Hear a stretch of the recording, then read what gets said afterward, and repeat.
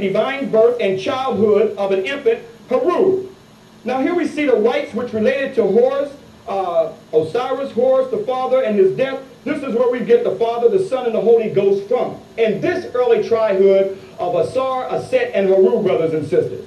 On these temples you see Heheru. She was a Tanahisian, or what is known as a Nubian goddess that came up from the south. Why did they got Hathor, or Heheru, that our ancestors called him, over the European Jesus? Is that animal worship going on in the manger? Let's go after this now. See the cow, Hathor, over the European Jesus? Our ancestors always placed Hathor over the Pharaoh to rule because he was the divine king. He was called the King of Kings, the Sarah, the Son of God. Every king, or sultan, represented that this was the surrogate mother was Hathor and her symbol was the cow. So every sultan king was the Haru king who was protected by the Holy Mother, and her name was also Mary, meaning love that was changed to Mary. By the way, you shouldn't say love. That's white folks' term. Okay? We call it Murray, that they corrupted it into Mary. That's literally a copy off of your tombs thousands of years ago, where you see the cow was always over the Haru king. As you see, if you don't understand what he's saying, let me help you. Here's the cow that was on the wall. There was two of them up on top of the pillars. Okay, they stole that, and now they done made it a real cow instead of it being just the head of a cow in stone. It's a cow now, and this, of course, is baby Jesus. But look at the clothing that he got on him. He's wrapped in swaddling clothing as if to be a mummy. You see? Just like what this is right here. Mummification. So see, that's what was really going on. When they brought baby Jesus into the world, well, I should say baby Haru, they wrapped him in a fashion that they wrap babies when they come into the world. That's similar to the fashion that they wrap pharaohs and everything, everyone that's dead on their way out. And he was born in that birthing house, which is they call it the Mamisa, I think he said, which means birthing place, and home of the mothers is another way they describe it. But I want to read something to you. I want to show you some blatant disrespect that these people have always had for us when they go into Egypt and every other place they go and murder us. And then after they murder us, they just feel like they got a right from their religion concept to do whatever they want. Now listen to this. It says, this is some Italian, not explorer, I call them thieves. They always call themselves explorers when they going into other people's land taking all this stuff. Those are thieves, is what they are. It says, the unwrapping of a mummy acquired on a young gentleman's tour of Egypt was an excuse for a fashionable soiree. Public exhibitions of mummies became popular sensations, and with the growth of tourism to Egypt, the desert hills were scorned for mummies to sell as antiques. There were plenty to find. The Italian adventurer Giovanni Belzoni, who made his fortune in the antiquities trade, excavating monuments and tombs, recounts his exploration in the Theban hills. Now listen to what he says. He says, every step I took, I crushed a mummy in some place or another. Then I proceeded from one cave to another, all full of mummies, piled in various ways, some standing, some laying, and some on their heads. Such discovery led to a glut of mummies, and soon a more practical use was found for them.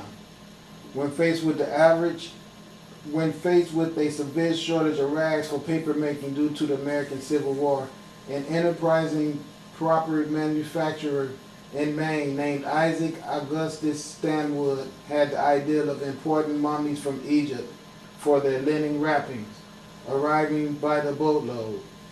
The mummies were unwrapped and their bandages reduced to pulp and vats. Now listen to that. These people had the nerves to take the mummy wrappings off of all the mummies that they were finding all over Kemet, ancient Egypt. These were mummies of people who had paid to have their bodies put to rest in a way where their bodies would be preserved, you know. these people, these Europeans, had so little disrespect for these people that not only did they go over there and just rip the remains of the bodies all apart, you know, not even care like that, but they also took the rags that these people had and shipped them back to England and used the cloth that these people were embalmed in, believe it or not, to make paper with. I swear I'm not lying to you. This is what I'm reading. Listen to it. I can't believe it. It says, the use was found for them when faced with the severe shortage of rags for paper making due to the American Civil War. An enterprising paper manufacturer in Maine named Isaac Augustus Stanwood had the idea of importing mummies from Egypt for their linen wrappings. Arriving by the boatload, the mummies were unwrapped and their bandages reduced to pulp in vats. Now these bandages was old and ancient. Ain't no telling how long they were. It's not to mention the craftsmanship and the knowledge that could have been obtained from the way they made those bandages. See, it's one thing to preserve a body and to make a body stay forever long. But listen, the wrapping itself, that you wrap the body in, got to be special wrapping too. So all this information that was valuable to these ignorant ass people, what do? They take all this wrapping and all these antiquity, the value of them just because of the antiquity of them. And what do? They use them to be pulp so they can make paper with. You see why a person like me will be putting my life at risk to try to wake people up on the earth and tell them we need to stop letting these ignorant children control everything. That's why we're all dying. They are not wise enough, because the only way they can control is through force, of using military and brainwash of religion and stuff like that. All right, let me keep going. I can't believe this. It says, the resins and the oils used in the embalming process had stained the cloth, resulting in a heavy brown paper which proved to be especially suitable for meat wrapping. Now this is crazy. They actually would use the cloth that came off of mummified bodies. I mean, a dead body being wrapped in this cloth for you don't know how long. So you take it, you burn it down, reduce it, and then you make paper out of it. And then the paper takes on a unique brown color because of the melanin, I'm sure. And then what do? You know, you say, well, we're going to wrap up something that we're going to eat in this cloth that we took off of dead bodies that had laid around in these cloths for we don't know how long, but we're going to just, it is what it is, we're going to just wrap our meat up in the paper. And let's not even worry about it, let's just do it. Okay, imagine that. It was suitable for meat wrapping. Stanwood was able to buy and ship tons of mummies for 3 cents a pound, less than half the price of buying rags at home. Reportedly covered in almost 30 pounds of linen each. An entire mummy cost about $1. Now they was actually selling the mummies to him for $1. Now I wonder what he did with the bones, because it seemed to me that he had to have a use for the bones too. Or why would you want to buy all those rags if your whole project is based on making pulp? You don't want to be stuck with the waste material of getting rid of all those bones. Not to mention that he had to pay shipping costs for the weight of those bones coming over here. Now we all know that, but see, I point that out to you so when you're reading books by yourself, you can have your mind brainstorming like that, so you can see cover-ups and you can see how these people constantly lie and won't tell you what they was really after was the mummies. The melanin inside of those mummy bones could have been used for making all type of medicines and aphrodisiacs and everything. I know that. They grinded up the bones of those dead pharaohs and people consumed them. I guarantee you that. They won't tell you that, but you take my word for it, because they knew the people who could afford to have those type of burials were wealthy people. And if they knew it was a pharaoh, like they got it out of a coffin or something like that, you better believe they ate the melanin in those pharaohs, because they knew that they know how magical we are. You know, like all the stuff I got going on with me right now. Everybody want to be stupid and act dumb and try to overlook this stuff. But see, the person that's going to suffer is you, because this stuff is here to help you. You know what I'm saying? And that's the reason why my attitude gets so bad sometimes, because I see they done ripped off us as a nation of people and stole all this knowledge was for everybody on the earth to be enjoying. And it wasn't for one man, Jesus Christ, to steal it and destroy all the evidence of where it all came from and then mislead the world and keep everybody in states of war and all that. And I'm here to warn people about that, and then I get rejected and have to go through so much stuff. It's really disturbing. It really is. I won't lie. Okay, it is.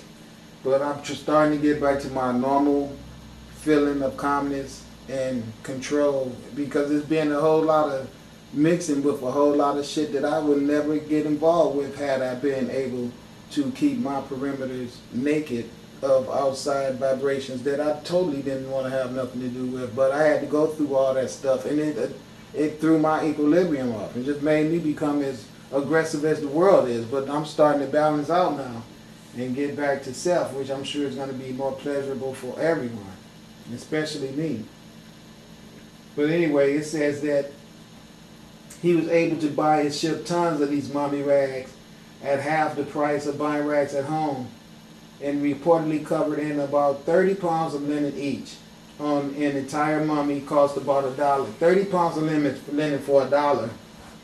Stan would have continued his lucrative arrangement had not a local outbreak of cholera, probably something even that wasn't cholera. What is it? Cholera. Even if it wasn't that, it could have been something from messing with those dumbass blankets, which included among its victims employees of Stanwood's paper mill, brought it to a halt. Yeah, they got diseased and cursed for being that damn stupid, fooling around with all that ancient burial practices of people who done had incantations said and all kind of stuff like that. And then for you to be that totally disregardful of it. I mean, why would you have any regard for the dead, though, that you didn't even give regard to the living? If you think about it, think about it. Although the mummies were blamed for the epidemic, the tradition of brown paper and meat markets can still be found today. But perhaps the most ignominious use of Egypt's legacy was as firewood. Mark Twain in his humorous travel tale The Innocent Abroad recounts seeing a railroad engineer who, while stoking the furnace of a steam train with the shriveled remains of the ancient Egyptians, exclaimed, "Damn, these plebeians, they don't burn what they sent. Pass out a king." After surviving thousands of years, just how many mummies were lost during this episode is impossible to determine. Luckily, by the early 19th century, the scientific potential of mummies had begun to be realized.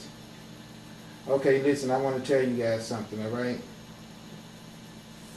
See, the bad karma that you guys have brought on yourselves on this earth for doing shit like what I just read to you had the nerves to actually use those dead pharaoh bones and the people that have been put to rest in those cemeteries. You had the nerves to actually use their bones to run your trains with. Talking about bad karma. You see these weather and these UFOs flying around, and I'm sitting here talking to you, telling you who I am, and you think you're going to keep ignoring me and nothing's going to happen, right? Okay. That's fine with me. See the cow over the white Jesus.